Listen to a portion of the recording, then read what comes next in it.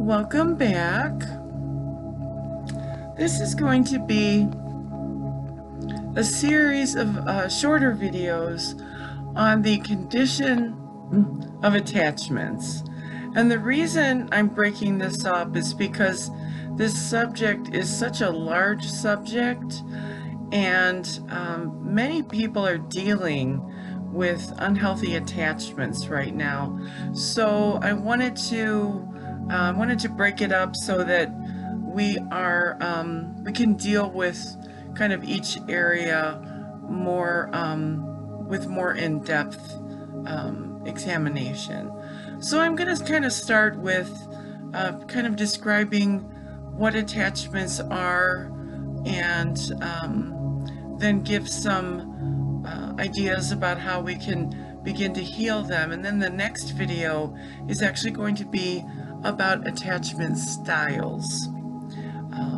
The more we can learn about ourselves and the way we attach to others in our relationships, the more self-knowledge we have, and then the more able we are to fine-tune our the healing techniques that we use.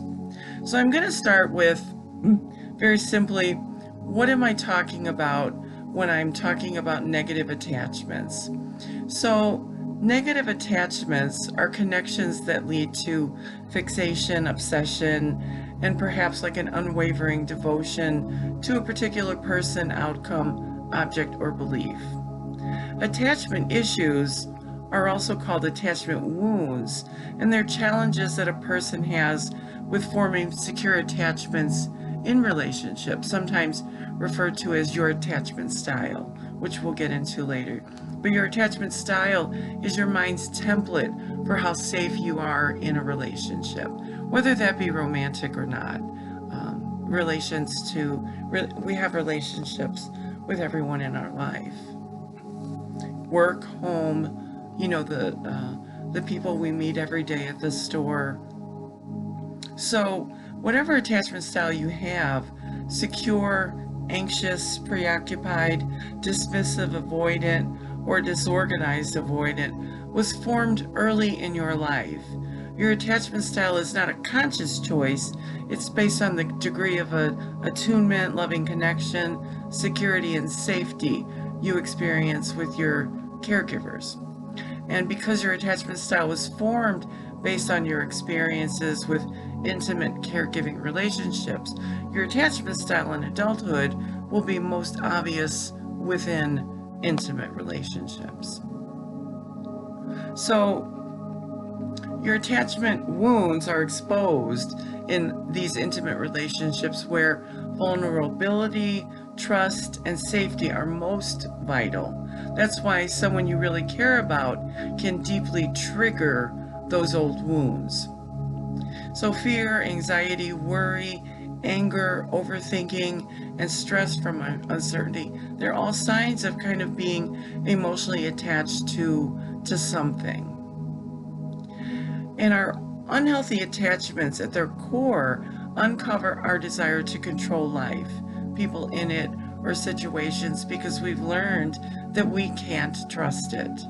We carry experiences and wounds from the past that we form attachments to in order to control our future. And we can do this to such a degree that we cease to live in the present, in the now. And now is really the only place of reality. Yesterday's gone. Tomorrow's not here. We have now. But we certainly try. We take everything into our own hands, as in a romantic partnership or partner who preoccupies us with obsessive thoughts, feelings, and behaviors. We can't change their behavior, but yet we can't let go. So we allow ourselves to become attached to an outcome, and we accept hurt over and over again, becoming even more damaged because of the belief that we can fix it. Even though every red flag is waving and warning, we can fix it. We can fix them eventually. And that is an illusion. All we're doing is creating endless cycles of confirmation bias that feeds our pain, feeds our fear, feeds our ego, and feeds the attachment. And most of the time, it's the attachments that actually hold us back from being the version of ourselves that we want to be, for living in life the way that is in our best interest.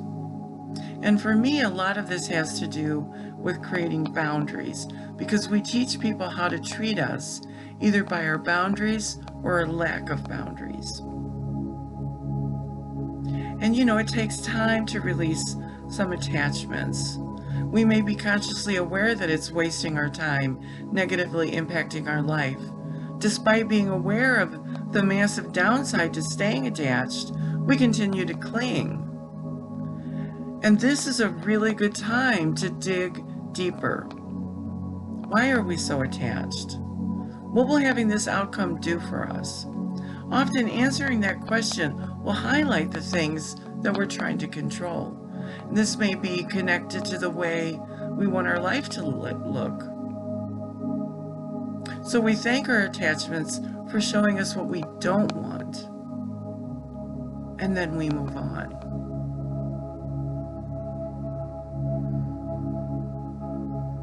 But ask yourself, if I let go of this attachment, will my fears actually come true? Because fears are just illusions about things that have not happened. And sometimes fear tricks us into believing that it's real. Think of a time in your past when you were, say, struggling to hold on to an unhealthy relationship, not being able to let go because you believed every horrible thing would happen if you just let go. Ending the relationship was the worst thing you could possibly do. You couldn't make it alone. You'd be poor forever. You had nowhere to go. You'd never find another person. You'd be lonely. You would be brokenhearted forever. Your fear created all of those negative potential outcomes for you. Look back on that experience now that made you feel like that, and look how far you've come. The worst thing happened, according to you. The relationship ended. But time, space, and perspective have taught you that you're so much more than your fears. And that fear was not truthful to you, because you sit here beautiful, vibrant, empowered, and magical. So committing ourselves to living in the present, existing here, allows us to begin to cut attachments that we've created with fear, or that we've allowed our fear to create for us.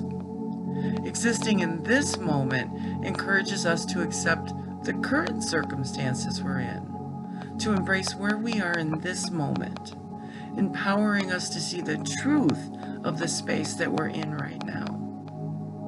If it's a job we feel stuck in, the place we live, the relationship we're in, the negative emotions that we can't seem to control, we are able to be truthful with ourselves about that and choose the options that are available to us to begin to heal and fix those things, to set intentions and move in the direction of manifesting experiences that bring us peace and feel right within us. Embracing the present and the things we can do right now to start walking in the direction of the things we want, and feeling empowered enough to start taking steps in that direction is empowering, which makes you want to feel more empowered. It's the ultimate dopamine for the soul. And boundaries are our personal guidelines for how others will treat us. They're the limits and rules we set for ourselves within relationships. Boundary setting is essential. It helps us maintain our self-worth and ensures that our relationships are caring and respectful. So it's important to know your limits. You have to know what's acceptable to you and what isn't. And you have to express those honestly to the people that you're in relationships with. You have to know your values. Every person's limits are different, and they're often determined by our personal values. If you value family time above all else, this might lead to like a stricter limit on how late you'll stay at work or away from your family. Know what's most important to you and protect it. You've got to listen to your emotions and your intuition. If you notice feelings of discomfort or resentment, don't bury them. Try to understand what your feelings are telling you. Resentment, for example, can often be traced to feeling that you're being taken advantage of. So it's important to pay attention to the red flags that pop up within you. You have to have self-respect, and you have to be willing to offer the same to others. You have to be assertive about your boundaries. No is an important word to learn. And be selfless, because if you don't know how to treat yourself well, how will you know how others should treat you? Pay attention. It's easy to ignore the things that we can't get rid of easily. Then again, it may be so much in your face that you can't ignore it. But if you haven't already, it's important to start admitting to yourself that this unhealthy attachment is a problem. And in order to do this, you have to understand that you're not bad for having this problem. And millions of other people have dealt with the same sort of thing. It doesn't say anything about who you are. Attachment to negative things is part of being human, but also healing from those negative attachments is just as normal. So we all have reasons for doing what we do, even the things we don't like to do, even the things we try to let go of. They remain in our lives because something in us believes we want it. Yes, I said that. We always do what we want to do. If you haven't let go of a negative attachment that you've been trying to let go of, it's because part of you believes for some reason that you're better off with it. In other words, by holding on to this, you're trying to accomplish something, to get desires met, to get feelings of safety and control satisfied, or to remain comfortable. See that your desires aren't being met. Of course, you want to consider why you're doing things in order to give yourself insight and understanding, but it also serves another purpose. By seeing why you do what you do, you can ask if it's working. Are you getting what you're looking for? If you see that your desires aren't being met there, completely rather than partially absorb that truth, then you can see that it serves no purpose for you. And it's only then that you can be ready to start letting go. You can't let go of something if you're not really sure you want to. You may be able to do a little letting go here and a little letting go there, but to really move past this and to cut the cords of that attachment, you must be sure that you want to, and completely. So ask yourself, what is this negative attachment really doing for me? Chances are that rather than making you feel safe and joyful, you're feeling tired, anxious, unhappy, and unable to really live a full, fulfilling life. While you may want control, this attachment is making you totally out of control and making you live in hardship rather than peace. You may want love, but this relationship is making you feel unloved. And if you're honest with yourself, you know it won't change, and you know it's true.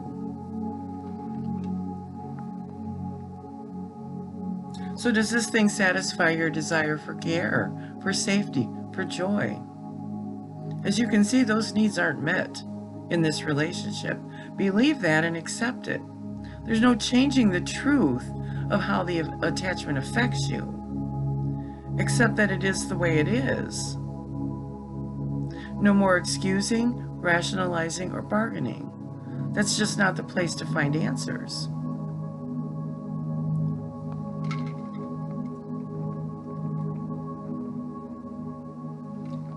So we shift the focus to caring for ourselves. As much as you tend to focus on the problem, the attachment itself is really not about that. It's about you. It's about your well-being. Take this as an opportunity to ask yourself how you're doing and what you can do to feel better. Sometimes what you need to do first is start accepting yourself just as you are.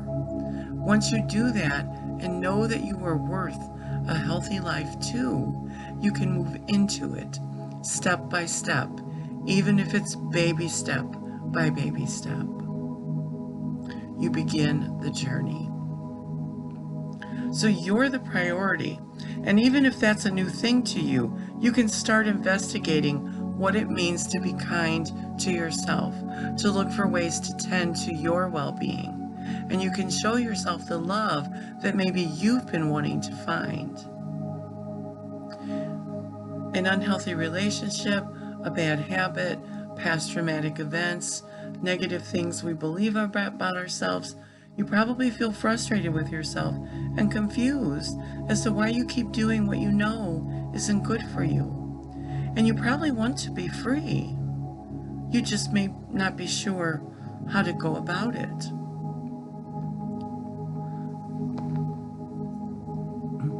A really good thing to do if you're not yet is meditation, because it takes us above this and helps us release these attachments, because it allows us to tap into true essence and feel the true resonance of who we are. And that feeling is, I'm not my thoughts. I am that which is aware of my thoughts. I'm not my attachments. I am that which is aware of those attachments. I am more than the things that have hurt me. I am not the attachments I have created to the things and the people and the events that have hurt me. I am not the imprints I have created to the things and the people and the events that have hurt me. I do not need to suffer. I am more than my suffering. I am a conduit of love.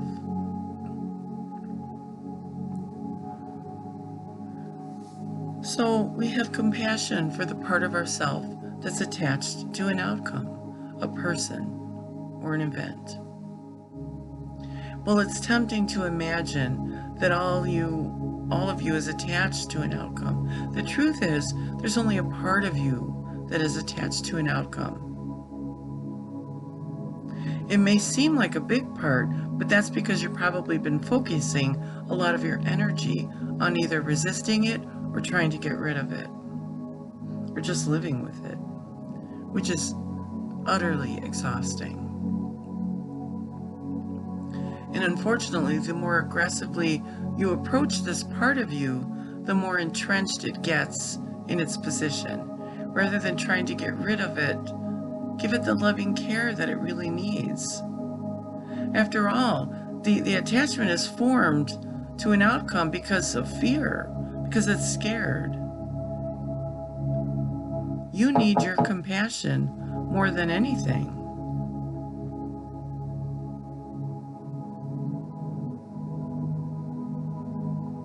Try to remember that there are other parts of you that are patient and confident.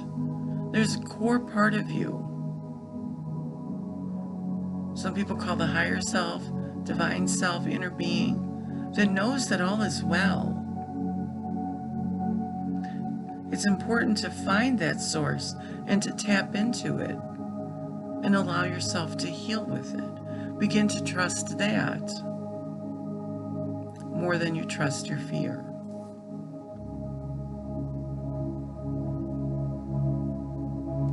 baby steps.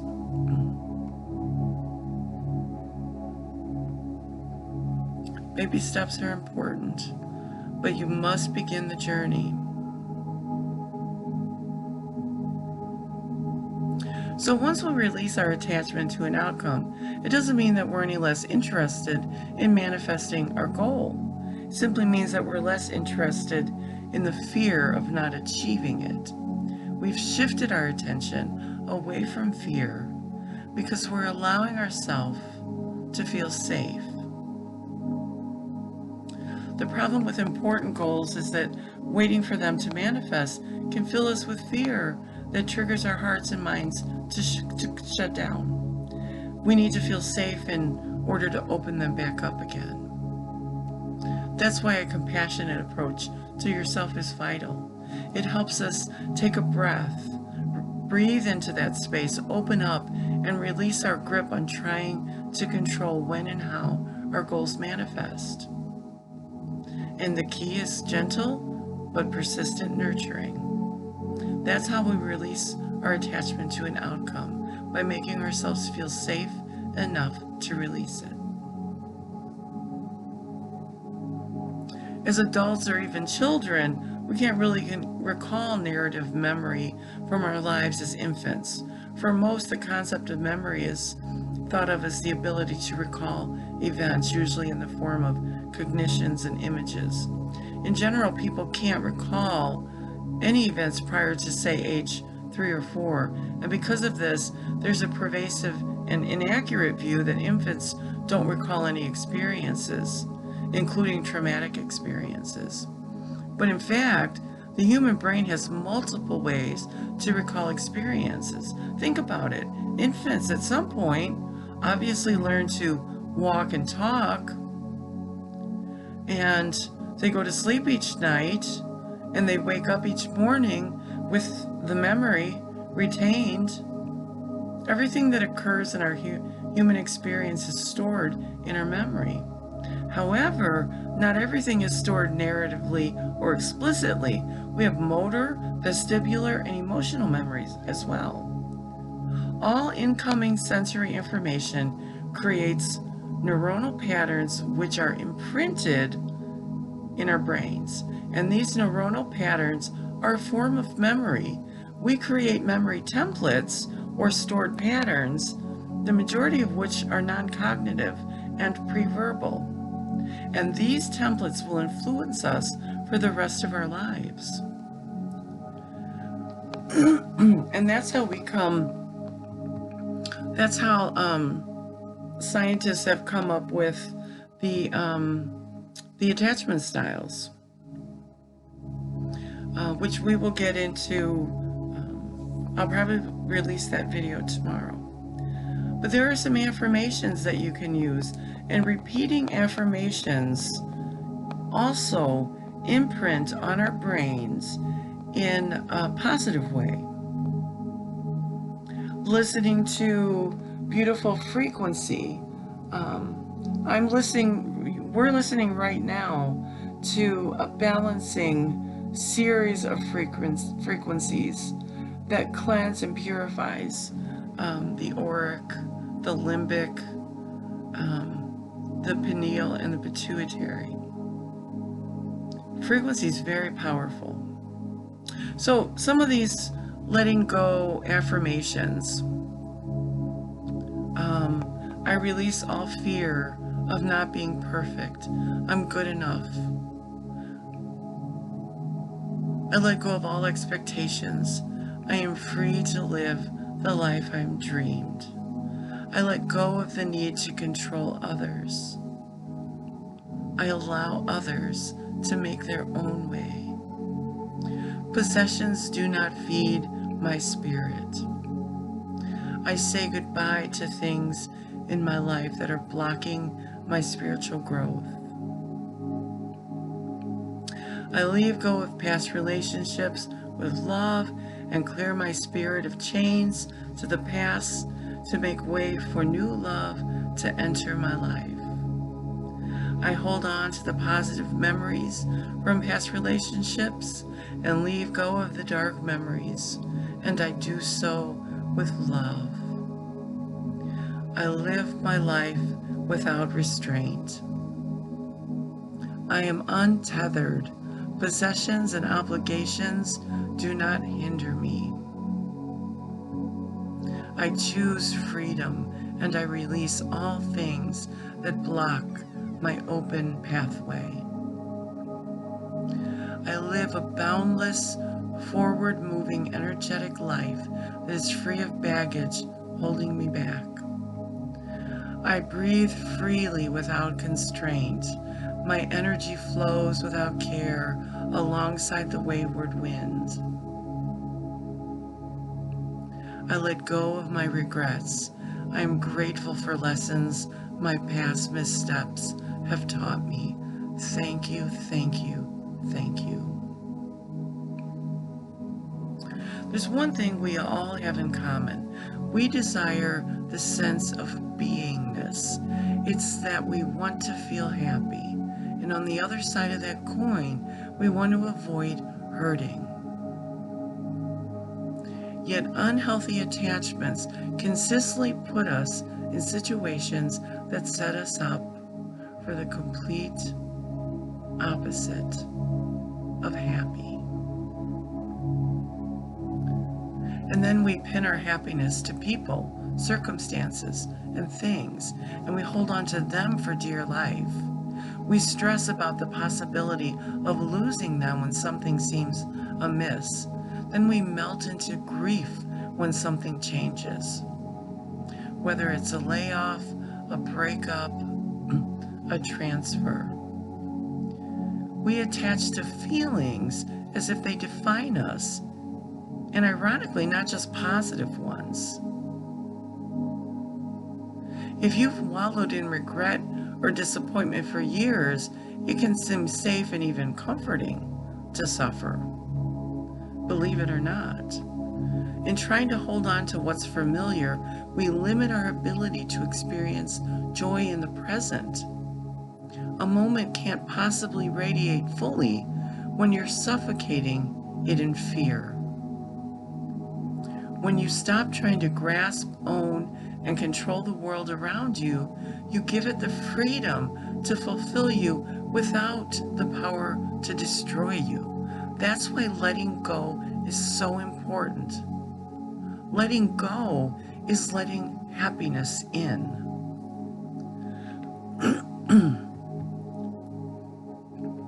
And it's no simple undertaking to let go of attachment, not a one-time decision like pulling off a Band-Aid. Instead, it's a day-to-day, moment-to-moment commitment that involves changing the way you experience and interact with everything you instinctively want to grasp.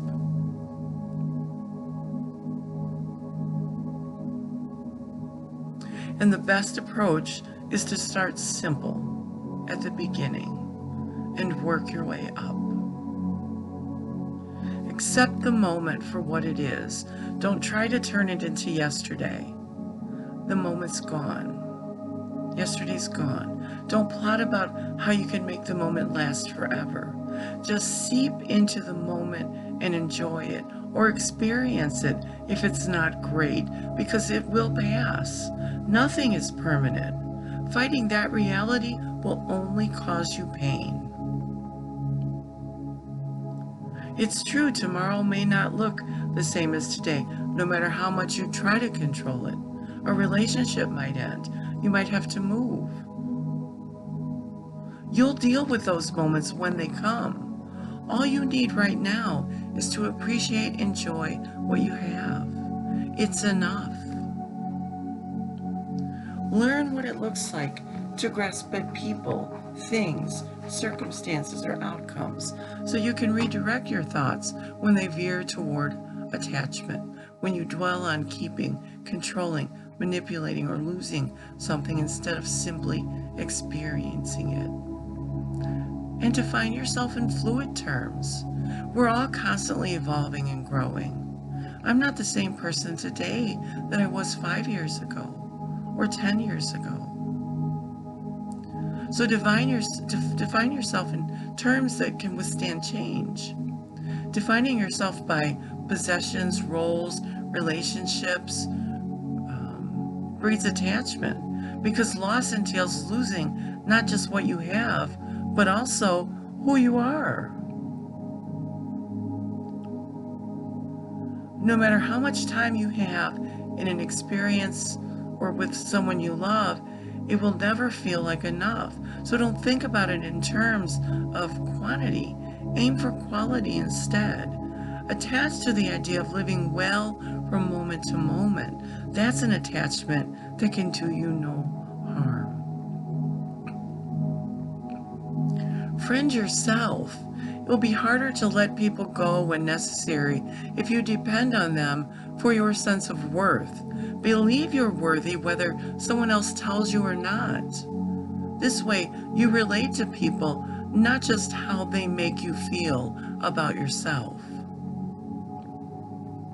And take time to foster your own interests, ones that nothing and no one can take away from you. Don't let them hinge on anyone or anything other than your values and your passion. This isn't just about releasing attachments, it's also about maintaining healthy relationships. Contrary to romantic notions, you are not someone's other half. You're separate and you're whole. You can still hold someone to you close to your heart. Just remember, if you squeeze too tightly, you'll both be suffocated. And if you limit yourself to 1 or 2 relationships, they will seem like your lifelines. Everyone needs people, and there are billions of people on the planet. Stay open to new connections. Accept the possibility your future involves a lot of love, whether you cling to a select few people or not. And again, I can't let him go. I'll be miserable without him. I'd die if I lost her. She's all that I have. These thoughts reinforce beliefs that are not true, even if they feel like it. The only way to let go and feel less pain is to believe you're strong enough to carry on if and when things change.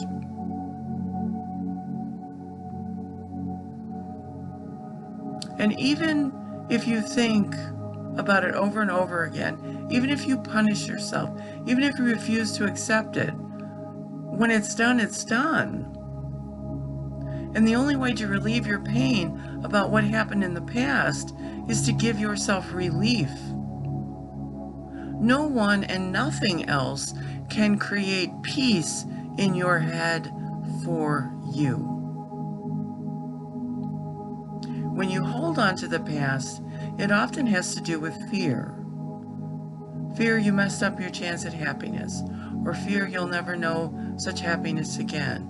Focus on what you love, and you'll create happiness instead of worrying about it. Make now count. Instead of thinking about what you did or didn't do, the type of person you were or weren't, do something worthwhile now. Be someone worthwhile now. Take a class, join a group, help someone who needs it. Make today so full and meaningful, there's no room to dwell on yesterday.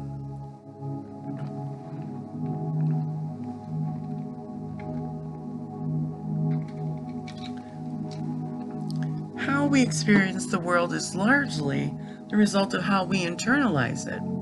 Instead of telling yourself dramatic stories about the past, how hurt you were, or how hard it was, challenge your emotions and focus on lessons learned. That's all you really need from yesterday anyway. We often cling to things, situations, or people because we're comfortable with them. We know how they'll make us feel, whether it's happy or safe. Consider the new things, situations, and people may affect you the same. The only way to find out is to let go of what's come and gone.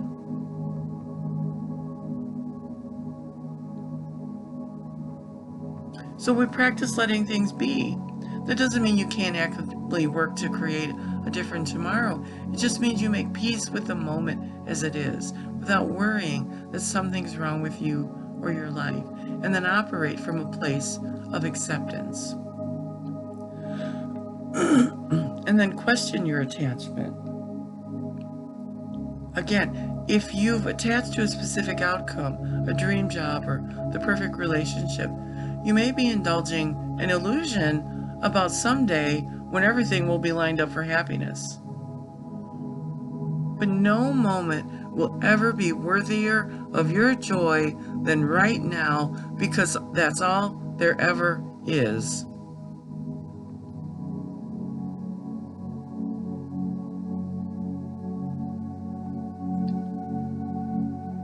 You don't have to have a certain amount of money in the bank or perfect forever relationships to live a meaningful life now.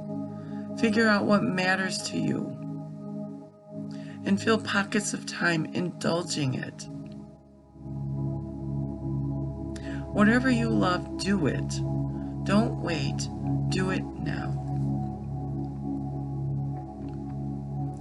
Understand that pain is unavoidable.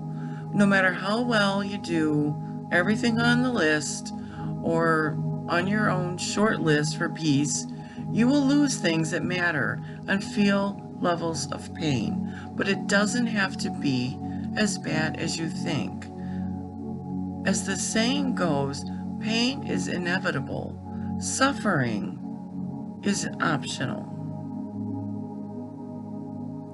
So we vocalize feelings, feel them, acknowledge them, own them, express them, and then let them naturally transform. Even if you want to dwell in anger, sadness, or frustration, especially if you feel like dwelling, save yourself the pain and commit to working through them. Writing it down. Write it all down. And then toss it out, burn it, have a ceremony. You won't always have the opportunity to express your feelings to the people who inspired them. That doesn't mean you need to swallow them. Write it down. Write a letter. Have a ceremony. Do a ritual. Anything that helps you let go. Anything that helps you yield to peace. The ultimate desire is to feel happy and peaceful. Even if you think you want to stay angry, what you really want is to be at peace with what happened or will happen. And that takes a conscious choice. A conscious choice that it's time for you to make. Fully embrace every happy moment you have. Love with abandon. Be so passionate that it's contagious. If a darker moment follows, remember, it will teach you something, and soon enough, you'll be in another happy moment to appreciate, because everything is cyclical. Everything.